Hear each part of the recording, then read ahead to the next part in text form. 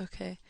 I am writing a paper on why people start smoking for a public health class. All right, the first place I usually look for information is Google, and I do that because it's always worked the best for me and it's simple. And the second place I usually look is Galileo, but I usually look at Google first. Okay.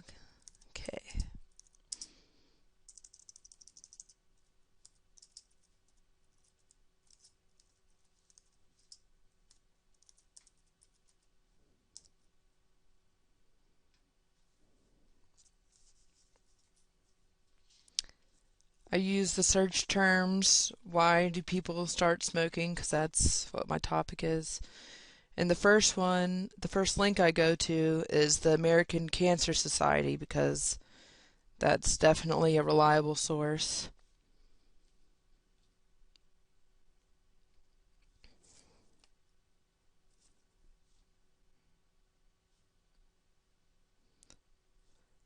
It's just loading.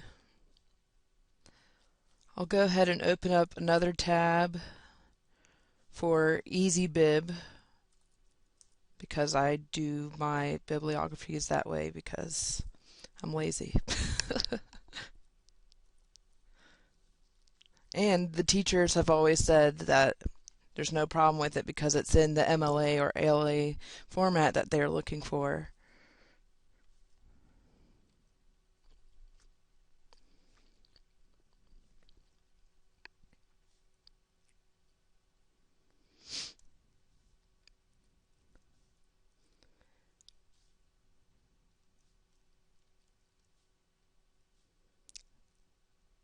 So I would copy and paste the link once I found my article that I like, copy and paste it into the EasyBib website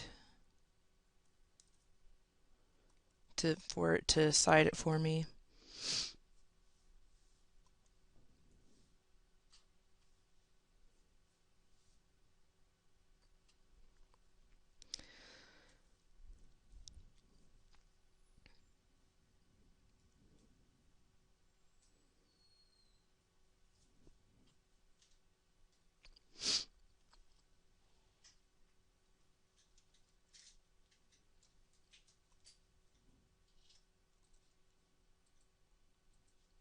Then I read the article, decide if I'd like to use it for my paper, and narrow it down to either a boxed quote or a paraphrase so that I'm not plagiarizing, and make sure to give credit if there is an author cited, but on this specific website there's no author cited. So I will just put the name of the article in parentheses to remind myself that I need to go back and find the correct way to cite it.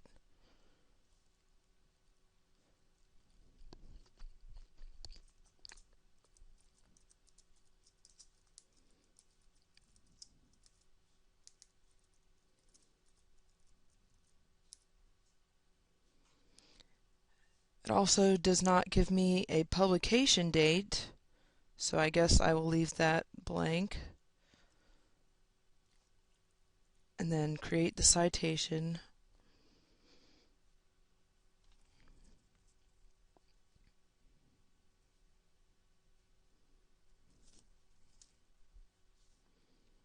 And copy and paste that into a Word document that will become my bibliography. And as I go along, I make sure that it's all in alphabetical order.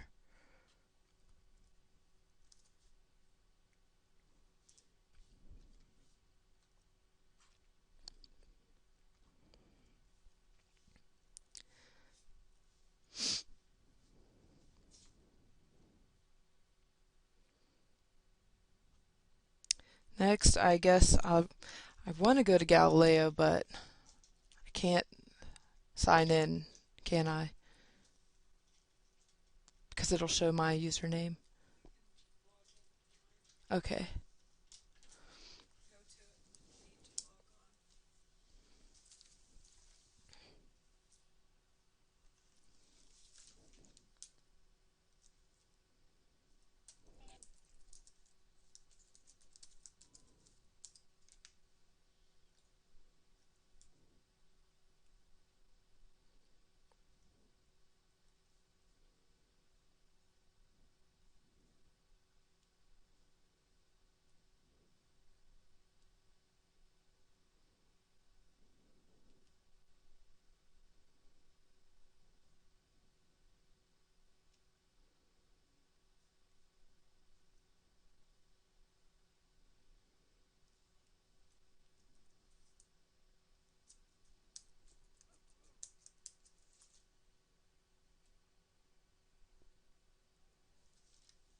Okay. Thank you.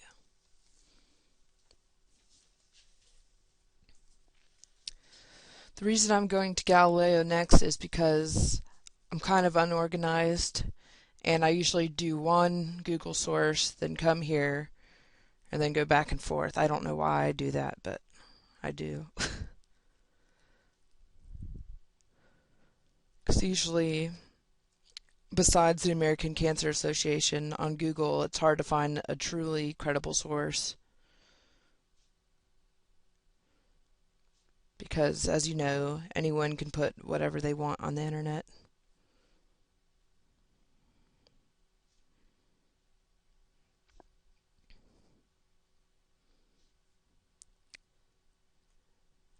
And then, of course, I would use myself as a research tool as a former smoker, so I can put my input as to why I began smoking. And that was peer pressure, as generalized as that may be. And I am the only person now that I know in my friend group that doesn't smoke anymore.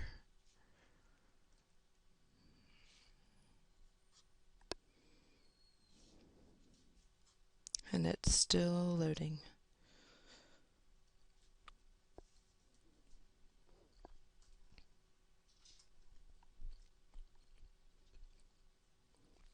Alright, well, while that's loading, I guess I'll try to look for another Google source.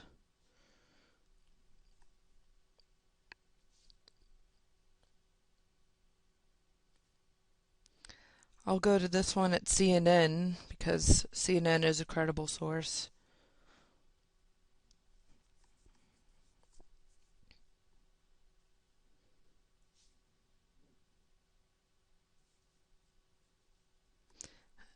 And they're both still loading.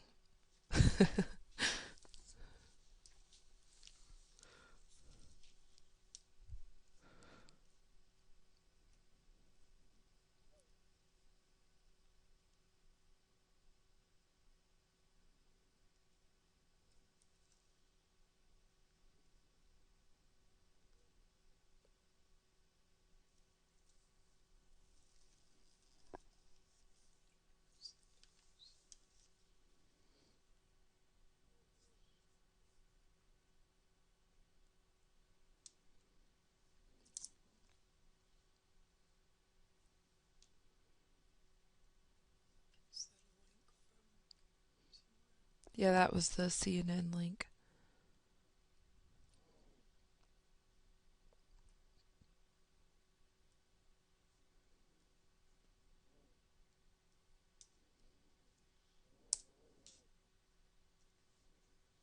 There we go.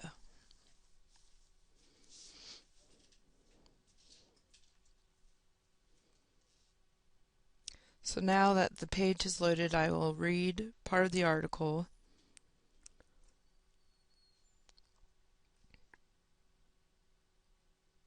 And once again decide which parts I want to use for my paper and what I can paraphrase or use as a block quote so that I'm not plagiarizing.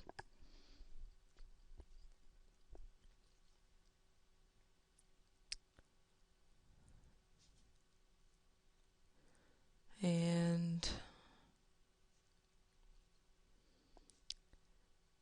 This doesn't have what I was looking for exactly, but I may come back to it later if I need help extending my paper just for some facts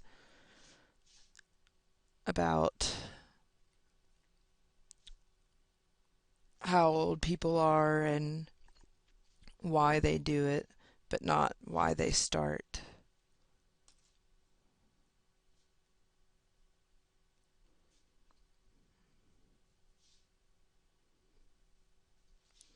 So I'm going to look for another one. Oh, Galileo's finally up.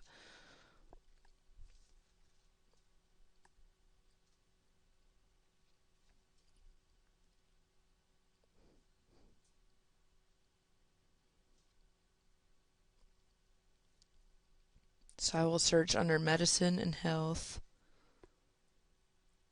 And it's not under there, so I'll just directly type in why do people start smoking.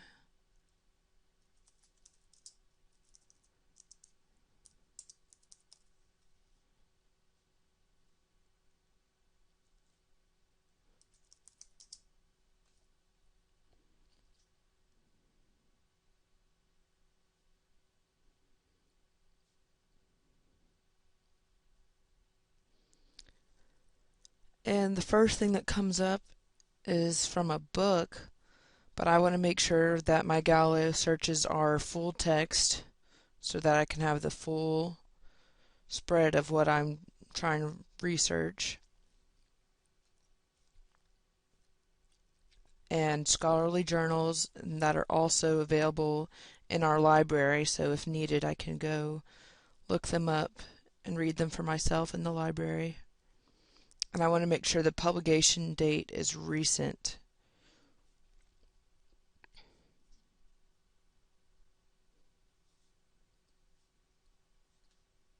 And now that I've narrowed it down, there's only 2 links that come up,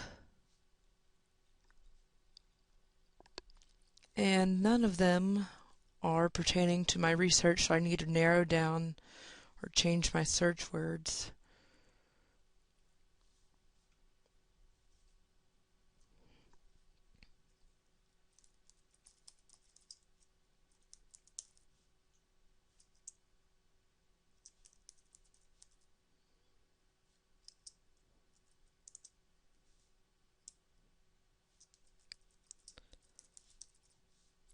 I'm going to type in start smoking just to see what comes up.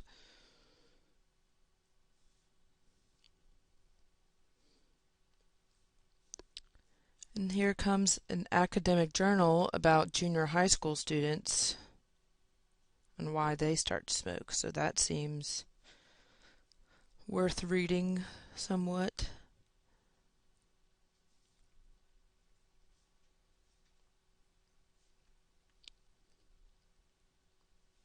So normally what I would do now would be to print out this whole article and read through it and have a highlighter and highlight what I think is the most important stuff because it's a fairly long article. I would print it out and then once again copy and paste into EasyBib.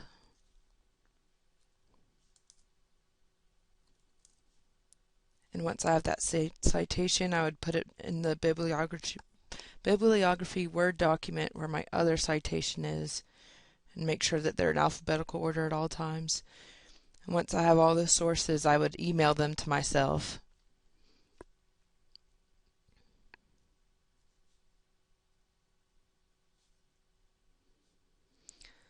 So you usually want about 3 to 5 credible sources.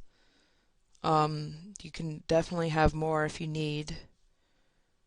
I usually like to have more because I like to have a broad sense of research, not just the bare minimum.